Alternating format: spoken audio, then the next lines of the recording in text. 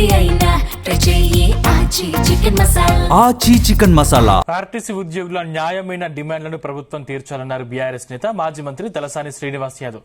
ఉద్యోగులకు భద్రత లేకుండా చేస్తుందని కాంగ్రెస్ ప్రభుత్వంపై మండిపడ్డారు. ఎలక్ట్రిక్ బస్సులను తెచ్చి ఆర్టీసీ ఉద్యోగుల ఉపాధికి ప్రభుత్వం ఎసరు పెట్టిందన్నారు. ఆ బస్సులకు ప్రైవేటు డ్రైవర్లకు బదులు ఆర్టీసీ డ్రైవర్లను నియమించాలన్నారు. ఈ నేపథ్యంలో ఆర్టీసీ కార్మికుల సమ్మెకు సంఘీభావం ప్రకటించారు తలసాని శ్రీనివాస్ యాదవ్. ఆర్టీసీ సమ్మె అనేది వాళ్ళ యొక్క హక్కుల కోసం వాళ్ళు అనేక సందర్భాల్లో గవర్నమెంట్ వచ్చినప్పటి నుంచి కేసీఆర్ గారు ఒక కార్యక్రమం ఏం చేశారు, దీంట్లో కొన్ని లక్షలాది మంది కుటుంబాలు దీని మీద ఆధారపడ్డాయని చెప్పి ఆర్టీసీ కొంత ఇబ్బందికరమైన పరిస్థితి ఉంది కాబట్టి వీళ్ళని గవర్నమెంట్ ఎంప్లాయీ కింద ట్రీట్ చేయాలని చెప్పి మేము క్యాబినెట్లో నిర్ణయం తీసుకున్న తర్వాత గవర్నర్కి పంపించినాం. గవర్నర్ గారు క్లియర్ చేయాలి. అంతలోపు కొంత డిలే కావడం, మా గవర్నమెంట్ పోవడం ఇవన్నీ జరిగింది.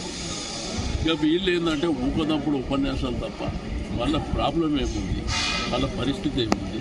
ఇప్పుడు వాళ్ళ ప్రాబ్లం ఉంది ఒకటేంటంటే ఉద్యోగ భద్రత అనేది చాలా ప్రధానమైనటువంటి ఆర్టీసీని లక్షలాది మంది తరతరాలుగా కాపాడుతున్నటువంటి సంస్థ.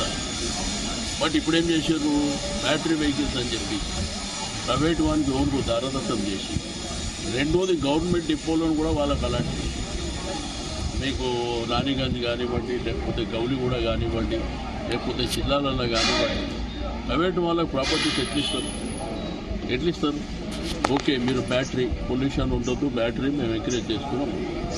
బ్యాటరీ ఎంకరేజ్ చేసినప్పుడు ఏం చేయాలి, ఇంట్లో పనిచేసే వాళ్ళకు ట్రైనింగ్ ఇచ్చి అందులో పనిచేసే టెక్నికల్గా ఉన్నటువంటి వాళ్ళందరినీ ట్రైన్ చేసి వాళ్ళతో నడిపాలి. అట్లా కాకుండా వాడి ఉద్యోగ భద్రత ఎక్కడ పోతుంది మీరు బ్యాటరీ వెహికల్ అని ప్రమోట్ చేసిన తర్వాత.